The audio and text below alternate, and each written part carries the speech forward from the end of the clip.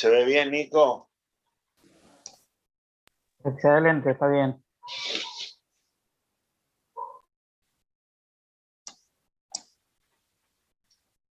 Bueno.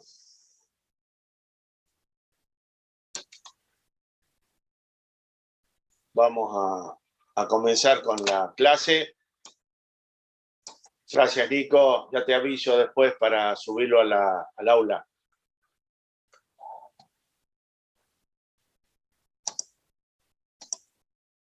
Buenos días. Vamos a dar inicio a la clase de hoy. Que bueno, espero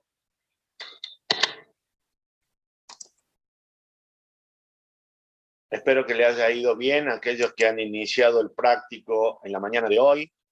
Bueno, quería dejarle este mensaje al comenzar este ciclo lectivo. Estoy convencido de que la gente que avanza es la gente que se esfuerza más que el que disciplina. Es importante que tengamos para que logren terminar esta hermosa carrera que es la de odontología. Vamos a hacer referencia hoy a lo que sería tratamiento quirúrgico de los procesos infecciosos de la raíz dentaria, que seguramente muchos de ustedes ya lo vieron en la mañana de hoy.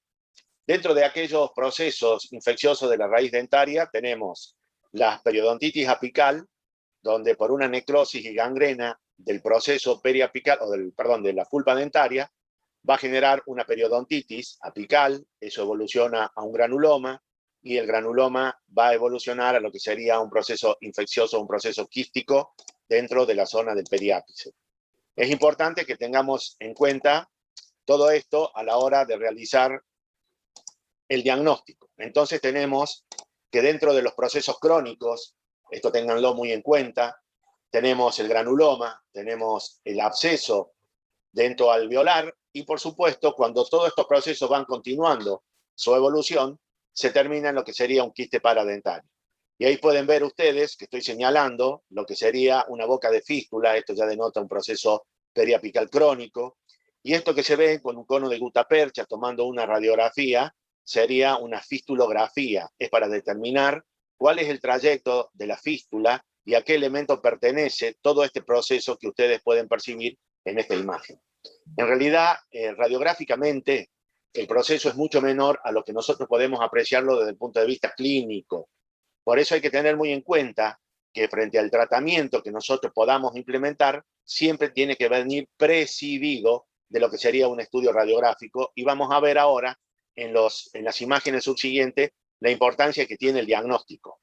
Ustedes fíjense, todos nosotros comenzamos inicialmente con una radiografía panorámica. En ella se puede percibir que estos restos radiculares, creo que lo pueden percibir, ¿sí?, generaron un proceso periapical quístico, el cual tenemos que hacer la remoción del mismo por vía transmaxilar. En la panorámica, si fuera necesario, nosotros solicitamos una CONVIN, que eso es ya un estudio radiográfico prácticamente de rutina. Antes lo era solo la radiografía panorámica, pero ahora se pide una CONVIN, que puede ser de maxilar superior, de maxilar inferior, y donde nosotros en ese software podemos apreciar el tamaño de ese proceso quístico, porque lo podemos medir milimétricamente y determinar cuánto mide en altura, cuánto mide en sentido antero-posterior en los diferentes cortes. Podemos determinar que a través de CONVIN tenemos cortes sagitales, tenemos cortes coronales o frontales, tenemos cortes horizontales o tenemos cortes, como ustedes lo pueden ver aquí, 3D. Es importante que tengamos siempre presente lo que es el diagnóstico en todo esto. Y ustedes pueden ver 3D, donde se ve el proceso periapical. En un corte sagital estamos viendo este proceso periapical que tiene una ruptura o rotura de la tabla vestibular y que prácticamente se comunica con mucosa palatina. En un corte frontal podemos apreciar todo lo que es este corte. En un corte horizontal, fíjense, no hay tabla vestibular ni hay tabla palatina. Esto es un punto muy importante a tener en cuenta. ¿Por qué? Porque si hay comunicación entre la porción vestibular y la porción palatina, generalmente la neoformación ósea es más lenta que la migración de la adherencia epitelial. Y en muchos de los casos quedaría un cordón fibroso que comunica vestibular con palatino. Y eso se puede apreciar en un postoperatorio a distancia como si pareciera una recidiva del proceso periapical. Por eso en el diagnóstico es fundamental elaborar un buen plan de tratamiento, y si en estos casos en particular, donde hay ruptura de la tabla palatina, donde se comunica mucosa vestibular con la mucosa palatina, habrá que hacer relleno. Y lo que ustedes pueden apreciar aquí abajo, en 3D, fíjense la lisis ósea, cómo toma estos tres elementos. Y en esta imagen del lado izquierdo, tenemos el corte horizontal, tenemos el corte sagital, el frontal y la 3D. Entonces, hoy por hoy, el solicitar primero una panorámica, segundo una combin, tanto sea de maxilar superior como maxilar inferior, requiere de mucha importancia tenerlo para así tener un diagnóstico certero de la vía de abordaje y de saber de qué lesión se está tratando ante la cual nosotros nos estamos encontrando. Y a partir de allí, hacer una excelente elaboración de un plan de tratamiento para determinar qué es lo que se le va a hacer. Estos procesos periapicales pueden ser periapicales, como lo muestra este esquema, o laterales. Periapical, acá como lo señalo con el puntero, o lateral, porque el delta apical puede terminar en forma lateral. Entonces, todo esto también hay que tenerlo muy en cuenta. Y ahí tenemos cuáles son los procedimientos terapéuticos a seguir frente a estos procesos periapicales. Tenemos la extracción simple, la exodoncia colgajo. La extracción simple es el curetaje del proceso por vía alveolar. Yo les había mencionado la importancia que tiene el estudio radiográfico previo para determinar cuál es la extensión de ese proceso periapical. ¿Por qué? Porque si vamos a hacer una extracción simple y curetaje del proceso por vía alveolar y es pequeño, lo más probable es que logremos una exéresis completa de ese proceso. Pero si vamos a hacer la exéresis por vía alveolar y el proceso quístico o periapical es demasiado extenso, seguro que nos va a quedar un remanente y seguramente ese proceso va a seguir su curso. Entonces, de acuerdo al estudio radiográfico o los estudios radiográficos, la exodoncia puede ser a colgajo. Y ahí tienen ustedes la diferencia del curetaje por vía transmaxilar, respetando o no el margen óseo, que les voy a mostrar más adelante para poder realizarlo. Disculpen si por ahí interfiero o interrumpo la clase, porque hay muchos alumnos que recién están entrando y les voy a pedir por favor que sean puntuales, si no me veo en la obligación de dejarlo en la sala de espera. Y dentro de los procedimientos terapéuticos conservadores, tenemos la endodoncia, la pisectomía, el curetaje apical, la obturación retrógrada, la radectomía, la odontectomía y el reimplante. Frente a los tratamientos conservadores, todo debe ser precedido del tratamiento endodóntico. ¿Por qué? Vamos a salvar la pieza dentaria, vamos a hacer la pisectomía, pero siempre tiene que tener el tratamiento realizado. Si el tratamiento no está adecuadamente realizado, se debe pedir o solicitar retratar el conducto para luego hacer lo que sería la pisectomía. ¿Está claro? Eso es importante que lo tengamos muy en cuenta. Y ahora vamos a ir nombrando situación por situación para que lo vayan viendo. Y entonces tenemos los procedimientos terapéuticos que acabo de mencionar. Tenemos el tratamiento radical, que es la exodoncia simple y el curetaje por vía apical. Así como lo ven ustedes, pero previamente recuerden tener, por supuesto, un estudio radiográfico. Y los radicales, que habíamos mencionado que hacíamos la exéresis por vía transmaxilar, hacíamos respetando el margen óseo o sin respetar el margen óseo. Respetando el margen óseo, ¿qué implica? Implica trazar una incisión, en este caso una incisión de Neumann o tipo Newman, ¿sí? Donde solo se hace la osteotomía en forma centrífuga, es decir, del centro a la periferia, hasta descubrir el ápice, para hacer la exéresis del proceso, siempre respetando este puente óseo, para que una vez rebatido el colgajo, tenga un buen soporte óseo y no se colapse ni se invagine en la zona donde hemos realizado la osteotomía. Y sin respetar el margen óseo, es la exodoncia de la pieza dentaria con la osteotomía, es decir, por alveolectomía. Esta zona quedaría sin ese reparo óseo, donde el colgajo en esta zona lo más probable es que se invagine. Por eso hay que ver el requerimiento estético de cada uno de nuestros pacientes a la hora de realizar el acto quirúrgico. Y ahí podemos apreciar, por ejemplo, ¿sí?, esta pieza dentaria, y en este elemento le hicieron un implante endodóntico intraóseo para fijarlo, donde pueden ver que hay un gran proceso periapical y bueno, amerita hacer la extirpación del mismo.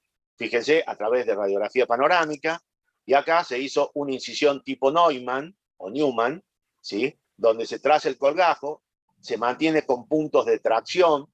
Acá se suele hacer separación estática con rollos de gasa. Los colgajos deben ser amplios, ya lo vamos a ver, de una base muy amplia hacia arriba, en el caso del maxilar superior, en el caso del maxilar inferior de base amplia hacia abajo. ¿Para qué? Para que cuando nosotros lo repongamos haya una buena fuente de nutrición y no se nos necrose absolutamente nada. Y fíjense, ahí tienen ustedes el tratamiento radical por alveolectomía, la exéresis del proceso alveolar con la exodoncia de lo que sería la pieza dentaria. Tienen la sutura y, por supuesto, ahí tienen otra técnica radical, ¿sí? Donde frente a una radiografía panorámica, esta pieza dentaria no puede ser salvada, ni siquiera desde el punto de vista endodóntico, y la extensión que tiene todo ese proceso. En la Combin estoy midiendo el largo, acá hay casi 14 milímetros en sentido vertical, en sentido horizontal. Entonces debo hacer la exodoncia de la pieza dentaria y la exéresis del proceso por vía transmaxilar. Ahí tienen la 3D, este es un corte frontal, ahí está todo medido, estas líneas rojas son las mediciones que nosotros hacemos a través del software para ver el tamaño y la extensión. Y este punto oscuro que ustedes ven allí, que estoy señalándolo con la flecha, es el dentario. Por eso, cuando ustedes hacen la exéresis del proceso por vía transmaxilar, respetando no el margen óseo, tenemos que tener presente la presencia de ese reparo anatómico para no generarle pérdida de la sensibilidad a nuestro paciente. Y ahí ustedes lo pueden ver, la imagen inferior, este es un corte sagital, un corte horizontal, y esta es la 3D. Y fíjense clínicamente, acá hacemos anestesia regional e infiltrativa en fondo de surco. Se hace un colgajo amplio. Primero comenzamos con una osteotomía, como lo he mencionado con anterioridad, en forma centrífuga, del centro a la periferia. Y ahí podemos apreciar la raíz distal de este primer molar, donde se hace la exodoncia, se hace el curetaje. Acá podemos hacer relleno, absolutamente sí. Podemos hacer relleno con diferentes materiales, que ya lo vamos a ver en lo que sería la cirugía paraprotética, en la parte de implante, en la parte de levantamiento de piso de seno. Y ahí tienen ustedes los controles postoperatorios a través de una radiografía panorámica. Entonces entramos de lleno a lo que sería la apicectomía. ¿Qué es la apicectomía?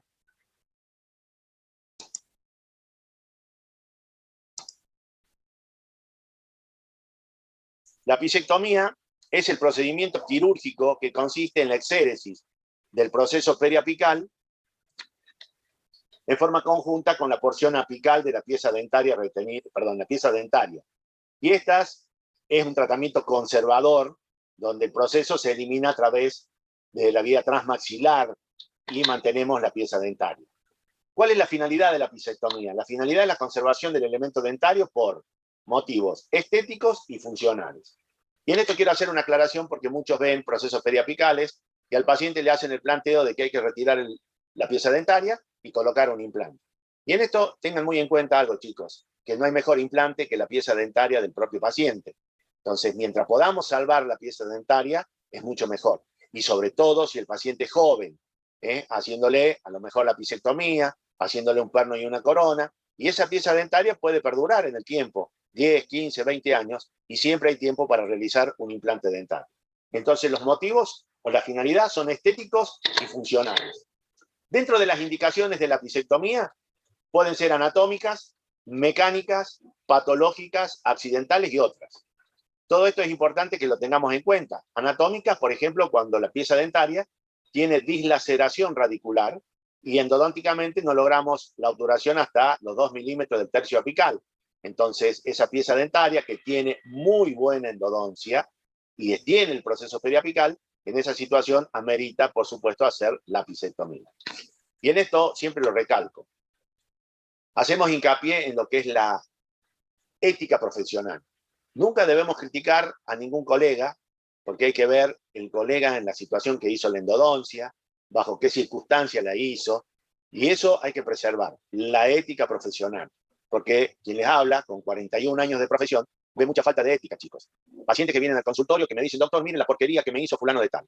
Y yo, para desarmar esa crítica destructiva, le digo, el doctor es muy amigo mío, lo que hay que hacer, si usted quiere, yo le llamo por teléfono y le pregunto. Y si no, vuelva a él, porque seguramente le va a dar la solución. Generalmente esos pacientes no vuelven más a mi consulta, o seguramente ese paciente le quedó debiendo al profesional. Entonces, nos acostumbremos a no hacer ningún tipo de crítica destructiva contra los trabajos que hacen nuestros colegas. Porque quien les habla, que hace pura y exclusivamente cirugía, implante, injerto y todo, tengo complicaciones, he tenido accidentes y lo sigo teniendo. La extracción de un tercer molar, que a veces desde el punto de vista del tercero, las raíces, guarda una estrecha relación con el filete nervioso, le digo, probablemente en mis manos sea menos la posibilidad, pero no imposible. Y tengo pacientes que intervienen con, por supuesto, parestesia o disestesia, que ustedes conocen muy bien a qué se debe. Tenemos las indicaciones mecánicas, cuando el paciente tiene en la pieza dentaria involucrado problemas perno y corona, las patológicas con procesos quísticos, las accidentales y otros. Las anatómicas, dilaceraciones radiculares, como le mencioné, conductos laterales cercanos al ápice, bifurcación del tercio apical, y dentro de las mecánicas, pernos difíciles de remover, donde se corre el riesgo de al querer desobturar, se fracture la raíz, entonces directamente amerita apicectomía y obturación retrógrada, como lo vamos a ver mucho más adelante. Y las patológicas, quistes, reabsorciones cementarias, cálculos piógenos, calcificación del tercio apical, apexificación incompleta, calcificaciones en el conducto. Todo eso va valorado dentro de lo que es el diagnóstico clínico radiográfico para el tratamiento de los procesos periapicales. Y dentro de los accidentales, fractura del tercio apical, falso conducto en el tercio apical, a veces instrumentando, y con la misma lima podemos hacer un conducto accesorio adicional que puede generar un proceso periapical. Entonces, para no perder la pieza dentaria, una vez bien obturado ese conducto y la presencia del proceso periapical o lateral, realizaríamos lo que sería una apicectomía. Instrumentos fracturados y sobreobturación apical. Y otros, control quirúrgico de una obturación apical. Fracaso del tratamiento de conducto por causas desconocidas. Y acá vuelvo a la ética profesional. Control quirúrgico de la obturación apical. No es para determinar si el endodoncista hizo bien o mal el tratamiento de conducta. Porque ahí observo muchas veces el paciente dice, mire qué mal me hizo el tratamiento de conducta. Y no es así, uno lo ve radiográficamente, entonces la obturación apical está perfectamente bien realizada, pero puede haber conductillos que no fueron tratados, no porque el profesional no lo haya hecho, sino prácticamente porque es imperceptible y no llegan los instrumentos, entonces en base a los microorganismos que pueden quedar en esa zona, generan el proceso periapical. Ese es un tema que hemos hablado con grandes endodoncistas, como por ejemplo, ¿por qué después de un buen tratamiento de conducto, a los 10 años, se produce el proceso periapical? Hay cosas que en la biología no se pueden explicar. Y muchas de las veces a mis pacientes les digo, en la biología 2 más 2 es 5. Así que la crítica destructiva contra los otros colegas hay que evitar la rajatabla, porque al mejor cazador también se le escapa la liebre, chicos. Fracaso del tratamiento de conducto por causas desconocidas. Y eso es real. Hemos tenido pacientes, hermanos y parientes de grandes endodoncistas, que después de haberle retratado 3, 4 veces el conducto, seguía y recibió el proceso periapical. O sea que no es por la mala endodoncia, sino porque muchas veces no sabemos a qué obedece la formación de ese proceso. Y cuando ustedes vayan a ejercer la profesión, háganlo con profesionalidad, con dignidad y con ética profesional. Porque quien les habla con 41 años de profesión y casi 40 años exclusivamente con cirugía, he tenido accidentes, he tenido complicaciones, he tenido hemorragia, he tenido implantes que se me han ido al seno, he tenido un montón de situaciones adversas en el desarrollo y el tránsito de toda mi carrera profesional. Y he tenido pacientes que han venido de otro colega, donde por supuesto le he dicho que le puedo hablar al colega, de hecho hay algunos que le he hablado, mira, tengo este paciente acá, sería conveniente que lo veas para que no inicie absolutamente nada. Y sin ir más lejos, mañana, por ejemplo, tenemos que ir con el doctor Sima a ver un paciente que operamos en el 2017 en la especialidad de cirugía bucomaxilofacial porque requiere control. Entonces nos van a armar un consultorio para que lo podamos ver. Porque ha ido a otro consultorio particular y le han llenado la cabeza de quién sabe qué. Entonces el paciente decidió venir y hablar con los que corresponden. Entonces hay que tener muy en cuenta, y ustedes lo van a ver en reiteradas ocasiones y oportunidades, que voy a hacer hincapié en todo esto. Anatómicas, mecánicas y patológicas. Anatómicas, las contraindicaciones serían dientes temporarios, terceros molares, Y este es un punto que me gustaría que tengan en cuenta. Dientes en estrecha relación con reparos anatómicos importantes, como vasos, nervios y seno maxilar. En lo personal yo diría que es una contraindicación relativa, porque si yo tengo un proceso periapical en un segundo premolar superior, en un primer molar superior, le hacemos la pisectomía. Se nos comunicó con seno, se nos comunicó con seno. Pero por supuesto, el coágulo actúa de elemento obturatriz y se acabó la comunicación mucosinusal. A lo sumo puede que ingrese sangre al seno, que a través del ostium, ese orificio fisiológico del cual tenemos todo, le pueda salir una gotita de sangre por nariz. Vasos y nervios. Bueno, si tenemos un proceso periapical en un segundo premolar inferior o primer premolar inferior, que saben donde por allí emerge, está el agujero mentoniano, por donde emerge el mentoniano, que siempre hace un asa anterior y emerge hacia atrás y arriba. Bueno, en la pisectomía, podemos lesionar ese nervio y, por supuesto, el paciente queda con una parestesia o disestesia labial.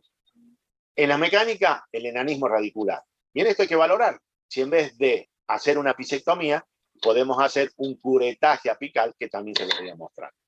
Y las patológicas, elementos dentarios paradentóxicos, procesos patológicos que afectan a más de los 2/3 del soporte óseo. Entonces, todo eso hay que valorarlo en el diagnóstico clínico radiográfico.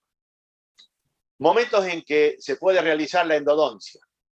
Antes de la intervención, mediato o inmediato. Durante la intervención, después de la ventana ósea o post-amputación apical. Y después de la, como ustedes lo pueden ver, de la intervención está contraindicado, ¿sí? Porque ese proceso periapical está generado por la mortificación pulpar, necrosis y gangrena. Entonces hay que rehacer el tratamiento de conducto o hacer el tratamiento de conducto y a partir de allí, por supuesto, realizar la pisectomía. Aunque este también es un tema bastante controversial, lo hemos hablado con grandes profesionales endodoncistas, donde ellos determinan que haciendo un buen tratamiento de conducto, habría que esperar 3-4 meses para ver si ese proceso remite por solo hacer el tratamiento de conducto. De hecho, que nosotros, los cirujanos, esperamos, cuando la palabra viene de algún profesional excelente, pero también por los años de experiencia, a veces cuando se hace un buen tratamiento de conducto, nosotros esperaríamos la remisión del proceso sin realizar la pisectomía. ¿Cuál es el mejor momento? Antes de la intervención, en forma inmediata. ¿Por qué no inmediato? Puede ser a una semana antes, porque el proceso, si es infeccioso, se puede reagudizar. Entonces me contraindicaría la pisectomía. Durante la intervención lo hemos realizado. Lo que pasa es que por ahí se extiende el tiempo quirúrgico. ¿Por qué? Porque hacemos colgajo, o lo hacemos antes de hacer la incisión, o lo hacemos como lo menciono allí después de la amputación apical. Entonces trabajamos, lavamos, pasamos los conos, hacemos una condensación lateral y con un bruñidor caliente sellamos la zona del periapis. Siempre recuerden que está contraindicado después de la intervención. ¿En qué consiste la intervención? Ya vamos a ver muchísimos casos clínicos que le puse aquí, porque lamentablemente al no ser asistencial la asignatura, ustedes tienen que ver más clínica que la parte teórica. Pero esta es la base, como para que lo vayan interpretando de lo que le vamos diciendo. No solo quien les habla, sino cada uno de vuestros jefes. Anestesia, general y local, troncular y terminal.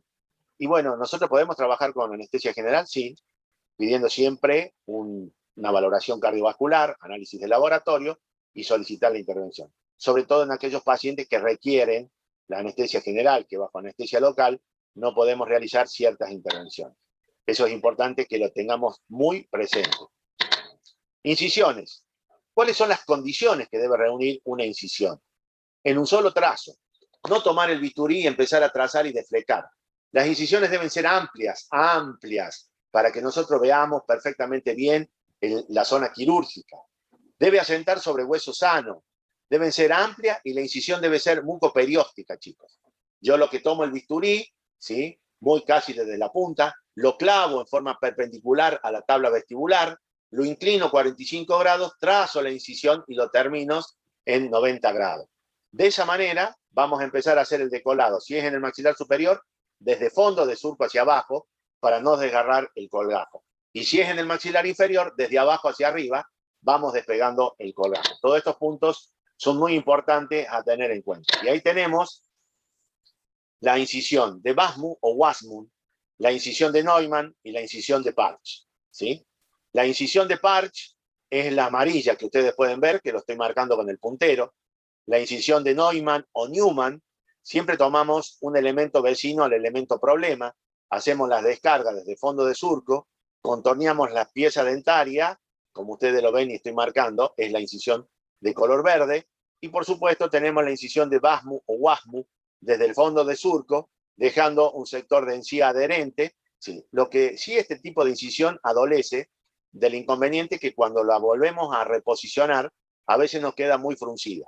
Entonces, en lo personal, lo que realizo es un pequeño trazo para que me sangre y uno, la porción superior móvil del colgajo, con la encía adherente con otro trazo. Entonces, al reponer el colgajo, trato de que coincida el trazo superior del colgajo superior con la encía adherente para que no me quede fruncido y, por supuesto, la reposición sea la correcta. En lo personal, eso es experiencia de cada uno, el mayor porcentaje de realización del trazo de la incisión es la de Neumann, perdón. Eso lo hace que sea un colgajo amplio, como lo estamos viendo. El despegamiento lo hacemos con espátulas, lo hacemos con legras, lo hacemos con una gasa interpuesta. Una vez que despegamos ligeramente, interponemos gasa y con el sindesmótomo, vamos despegando hasta fondo de surco, y de esa manera tenemos ya el colgajo separado. La separación del colgajo puede ser los separadores tipo Farabeuf o los puntos de tracción. Siempre manejemos puntos de tracción, chicos. Los puntos de tracción lo hacemos en los extremos del colgajo, levantamos el colgajo, como ya le voy a mostrar, lo mantenemos allí y nos ayudamos con los separadores de Farabeuf. De esa manera el manejo de los colgajos es regular, firme y suave, lo cual es menos ruidoso el postoperatorio. Recuerden siempre todo esto. Ahí tenemos la ventana ósea. ¿Cómo realizamos la ubicación del ápice de esa pieza dentaria?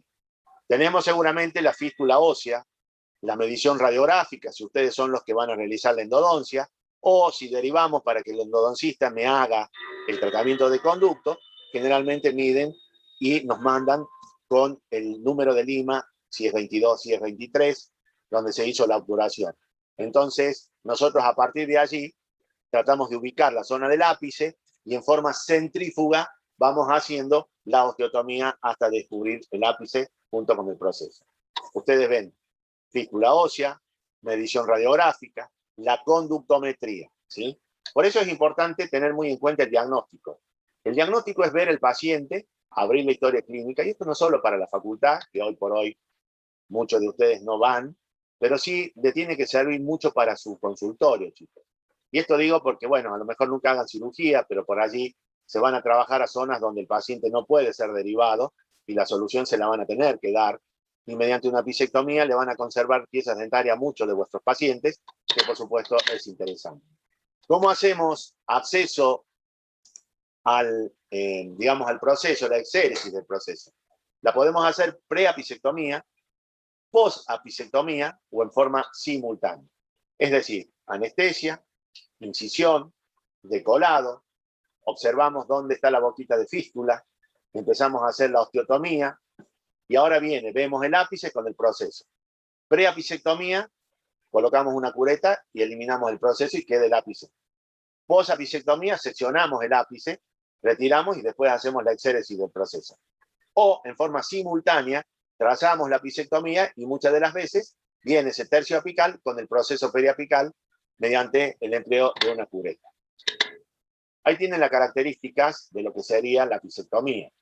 Lavado y prolijado de la cavidad, posibilidad de relleno de la cavidad, la síntesis, que es la sutura, por supuesto que debe ser prolija, primero suturamos en los extremos, luego en las descargas laterales, tanto mesial como distal, y tenemos un control postoperatorio inmediato y control postoperatorio mediato.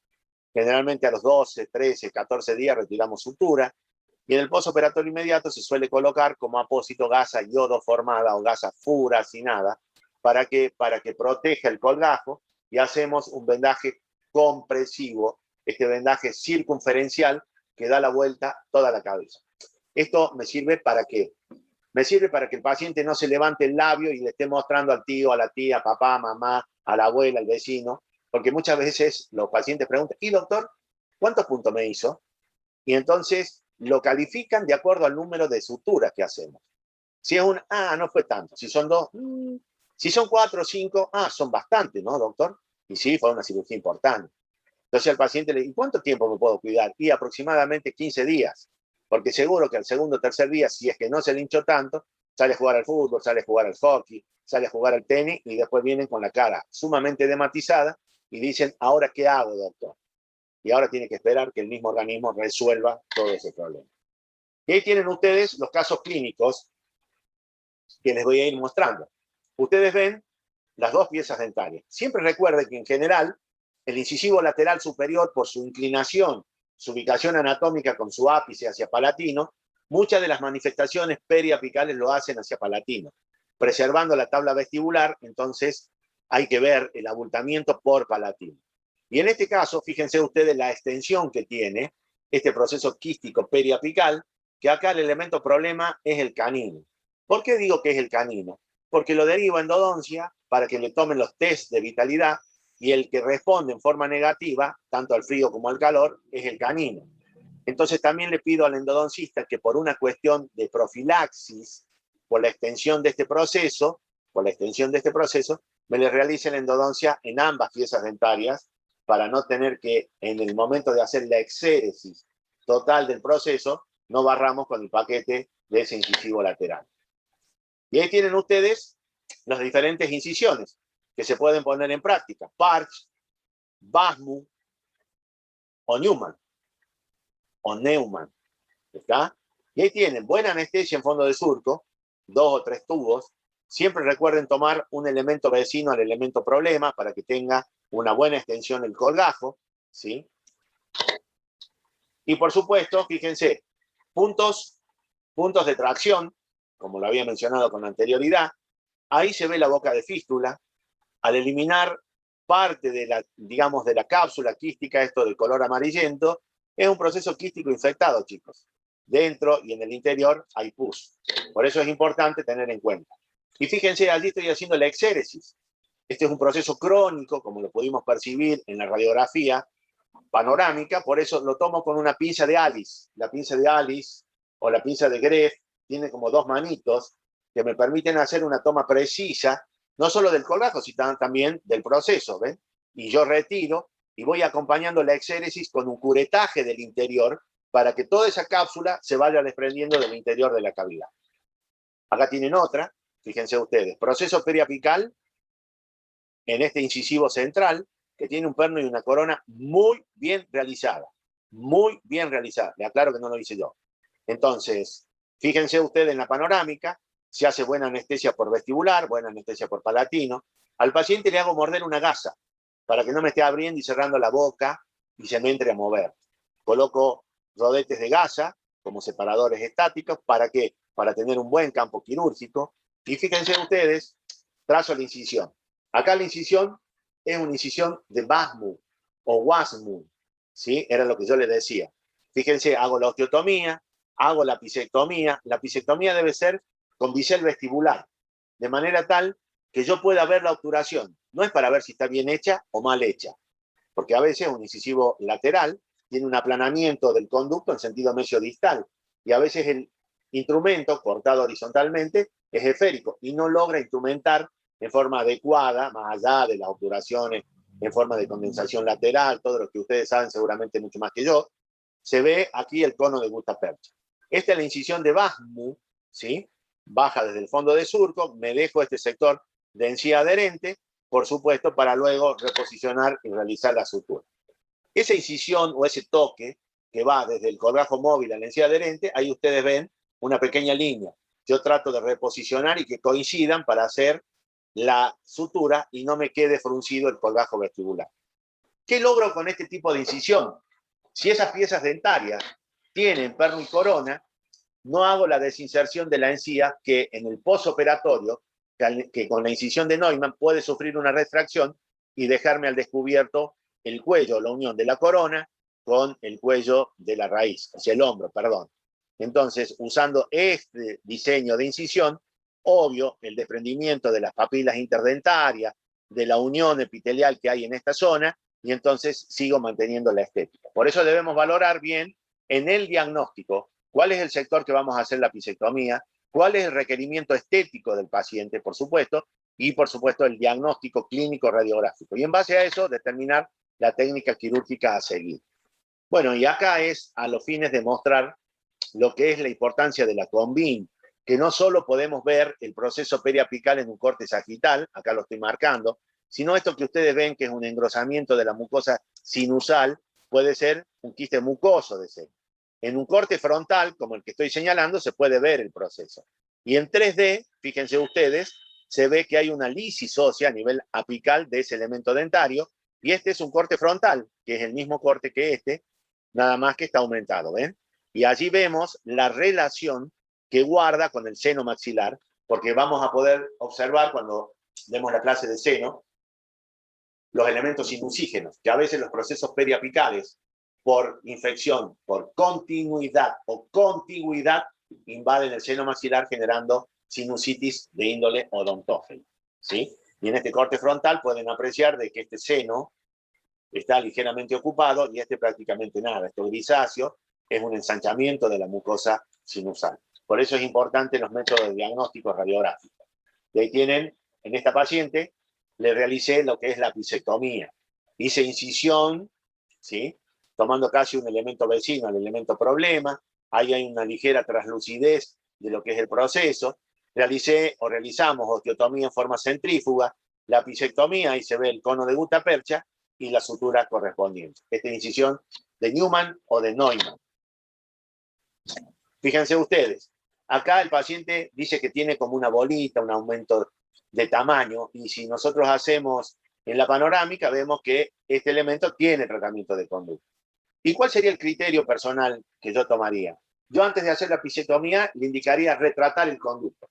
¿Por qué? Porque no tiene pernicorona, o sea que un buen endodoncista elimina eso, limpia nuevamente, hace condensación lateral y por supuesto obtura. Y fíjense ustedes el proceso periapical. Y acá parece pequeño, pero le solicité combin y en este corte sagital, fíjense la extensión que tiene. En esta panorámica, lo mido con una relita que tiene el software, entonces medimos en sentido horizontal, en sentido vertical, y fíjense ustedes en 3D. Cuando ustedes tienen el software y lo pueden manejar en su computadora, pueden rotar el maxilar como si lo tuvieran en su mano, y por supuesto, se pueden sentar, y a veces le digo al paciente, estoy sentado en tu lengua, y estoy mirando desde adentro hacia afuera, y veo si hay una lisis ósea por palatino. Estamos haciendo un diagnóstico. Fíjense, en este corte frontal, el seno del lado derecho está sano, el seno del lado izquierdo está totalmente ocupado. Habría que averiguar cuál es el problema que le ha generado esto. Pero en este caso, en un corte sagital, se ve absolutamente todo el proceso. Miren, allí, así que vamos a ir terminando, incisión tipo Neumann o Newman. Fíjense ustedes, se hizo osteotomía ligera, el incisivo central, el incisivo lateral están afectados, se hace la exéresis del proceso, por supuesto la sutura. Y esto que ustedes ven aquí, esta era una paciente de 14 años de edad, y esto también me pasó a mí, es como yo digo, no puede haber crítica, ¿sí? Entonces, en el tiempo, sufre una retracción el colgajo y me aparece el tercio apical. Que por ser una paciente joven la fui monitoreando, le expliqué al papá, fíjese ahí se ve la raíz, la pisectomía realizada. Le indiqué buen cepillado, a ver si eso granula, y si en el futuro no se cerrara, lo más probable es que tendría que hacer un colgajo, hacer un relleno, curetear bien la zona y, por supuesto, pasar a otra situación. Maxilar inferior. Fíjense ustedes la extensión del proceso periapical. ¿Y esto a qué obedecía? Era un paciente bruxómano. Necrosó la pulpa de este elemento porque le preguntamos si no había sufrido algún golpe, si no había tenido un golpe de puño, se cayó de la bicicleta, no. Lo derivamos a endodoncia y allí le tomaron los test. El único que no reaccionó fue este elemento. Entonces indicó, por supuesto, la endodoncia de los 3 elementos. ¿Sí? Ahí tienen. Y esto parece corto, pero no es así. Tampoco debemos hacer la crítica. Ahí tienen ustedes, se hace anestesia regional e infiltrativa en fondo de surco. Y en estos casos hacemos incisión tipo Neumann o Newman. En esto hay que tener un reparo anatómico muy importante, que es la emergencia del mentoniano cuando trazamos la incisión, para no hacer la sección del mismo, chicos. Tengan presente que este señor hace un asa anterior de 3-4 milímetros y emerge hacia atrás y arriba. Entonces, para no llevarnos unos puestos, tengamos en cuenta que lo hacemos por mesial de los caninos, ¿sí? O por distal de los segundos premolares, individualizando, por supuesto, dónde está la emergencia, ¿sí? Para no colgar el separador y aplastar y generarle una disestesia a nuestro paciente.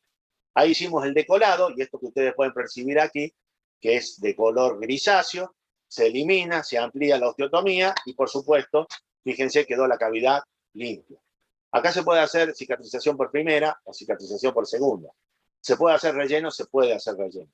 Pero tengan en cuenta que no hay mejor material obturatriz que el coágulo. Entonces, cureteamos, que se forme el coágulo, suturamos, colocamos un apósito de gasa iodoformada y a partir de allí, por supuesto, se hace el vendaje compresivo. Bueno, acá hay... disculpe, abordó el frenillo vestibular. Bueno, ahora vamos a dejar acá para ver las preguntas que me puedan hacer.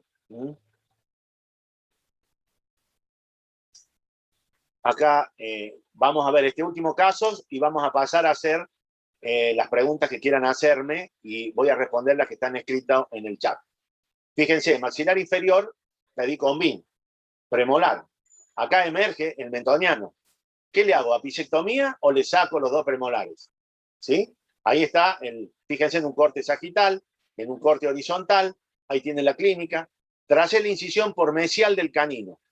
Por mesial del canino. Fíjense ustedes, y acá ya hay abombamiento. Esto es un abombamiento que lo vamos a ver en la clase que corresponde no el jueves, que continuamos con esta, sino la otra que viene quiste de los maxilares. Hay abombamiento. Y acá yo tengo que trabajar con mucho cuidado para no lesionar el mentoniano. Fíjense ustedes, hago osteotomía en forma centrífuga, con muchísimo cuidado y por supuesto, allí está el posoperatorio a distancia. Felizmente esta paciente no quedó con parestesia. Este es un caso muy importante donde le hice levantamiento, pero antes saqué 2 piezas retenidas, una paciente en ese momento de 42 años, después de 13 años asiste por el proceso, que ya hay neoformación ósea. Vean el trazo de lo que es el dentario y la emergencia del mentoniano que está por mesial prácticamente del primer premolar, ¿sí? Tengan siempre presente ese reparo anatómico a la hora de hacer las apicectomías en el sector inferior. Bueno, y dejamos con este último caso para pasar después a los otros. Fíjense, en este caso era una paciente de 62 años de edad, donde esta paciente quería conservar y preservar todas sus piezas dentarias. Porque en otro lugar le habían dicho de que había que extraer todo, estirpar el proceso, hacer relleno, esperar y hacerle 6 implantes. Bueno, derivé a una endodoncista que le hizo el tratamiento de conducto de este elemento. Fíjense en los estudios tomográficos, la extensión que tiene este proceso, el sentido vestíbulo-lingual, la extensión que tiene en este sector, ese proceso quístico. Entonces, le dije que le iba a hacer manteniendo, por supuesto, las piezas dentarias, que es lo que quería la paciente. Disculpen que tarda. Fíjense ustedes, esto es un método de diagnóstico que lo vamos a ver para el tratamiento de los procesos quísticos, función aspirativa, incisión amplia, y todo esto es un abultamiento, todo esto es la cápsula quística, que eliminé en forma circunferencial con bisturí. El interior quedó tapizado también con la cápsula, que después retiré. Fíjense ustedes, ahí se ve la gutapercha, porque le pedí al endodoncista que sobreobturada, le hice la apicectomía, cureteé para que sangrara, y le puse una placa, porque ese maxilar, el reborde estaba muy fino, el maxilar quedaba debilitado y corría el riesgo de fracturarse. Por supuesto, esto fue hecho hace 6 años, y esta paciente aún conserva las piezas dentarias sin ningún tipo de problema. Bueno, vamos a dejar aquí. Me gustaría ir respondiendo las preguntas. Acá me dice Abigail, profe, cuando comparte pantalla se empieza a cortar el audio. No sé si solo me pasa a mí. La clase pasada me pasó igual. Seguramente, Abigail, es tu computadora o tu conexión a internet. El teórico este lo voy a subir al aula virtual para los que no asistieron a la clase. pero solo lo van a poder ver en el día de hoy de 21 a 22 horas y después queda bloqueado, ¿sí? Acá me ponen si lo va a subir y va a tener un horario para ser visualizado, sí, como lo expresé, de 21 a 22 horas. Otra de las preguntas que me hace Mariano, disculpe, ¿abordó el frenillo vestibular? Sí, a veces en el colgajo, sin tocar el frenillo, cuando vos haces una incisión de mochila superior, el despegamiento se levanta junto con el frenillo. Y entonces lo que vos ves cuando reposicionás la inserción del frenillo como estaba habitualmente. La pregunta de Mariana Torres, ¿no coloca relleno óseo y membrana en estos orificios que quedan luego de la osteotomía? Es una excelente pregunta. Hemos trabajado muchísimo con relleno. El mejor relleno que nos dio resultado fue el hueso liofilizado del banco de hemoderivado, que es un hueso cadavérico. Pero en estos casos, dependiendo mucho del espacio que deja la exéresis del proceso, en general consideramos que no hay nada mejor que el coágulo, elemento obturatriz con células vitales. La retracción del coágulo se produce a las 48-72 horas y hay neoformación de tejido óseo. Acá me preguntan, profe, ¿puede volver a repetir lo que ocasionaría una incisión de Newman o en plano y corona? La de Newman, que va festoneando el cuello de las piezas dentarias, en el postoperatorio inmediato a veces genera una ligera retracción, exponiendo la unión de la corona con el hombro tallado. Entonces, estéticamente, si en el sector anterior, tiene una complicación. Entonces, por allí valoramos el requerimiento estético del paciente y en vez de una incisión de Neumann o de Newman, hacemos una BASMU o una toma, ¿sí? Bien. Una retracción gingival que expondría el cuello de la restauración y no quedaría estética, es lo que dice Álvaro, es lo que repetí. Acá Inda Urquiza, profe, disculpe, ¿puede repetir en la exéresis del proceso la posapicectomía? Vos podés hacer la exéresis del proceso previa a la pisectomía, es decir, entras con una cureta, eliminar el proceso y te queda el ápice expuesto a través de la ventana ósea. O haces la pisectomía, retirás el tercio apical y luego retirás el proceso periapical. O en su defecto, cortás el ápice y se viene el tercio apical con todo el proceso y el tercio apical, lo cual después esa cavidad es rellenada con el coágulo. Bien, yo no sé si hay alguna otra pregunta que quieran hacer, chicos. El jueves continuamos. Le voy a pedir, por favor, que entren a la 1 en punto, porque si no me veo interrumpir la parte teórica por cada uno de vuestros alumnos que quieren ingresar 13:10, 13:15, 13:20, 13:25, y por ahí pierdo un poco el hilo de lo que estoy diciéndoles. Bueno, cualquier duda me la preguntan en la clase que viene. El jueves, ¿de qué es el teórico? Me pregunta Galaxy J4. Continuamos con la pisectomía, porque si habrán entrado en el aula virtual, ahí están las fechas de los teóricos con el número de teórico por cada tema.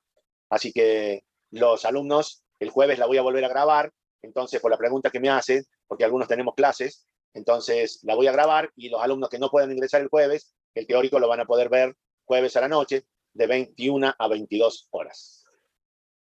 Acá me preguntan, el link del teórico va a estar, Mariana, en el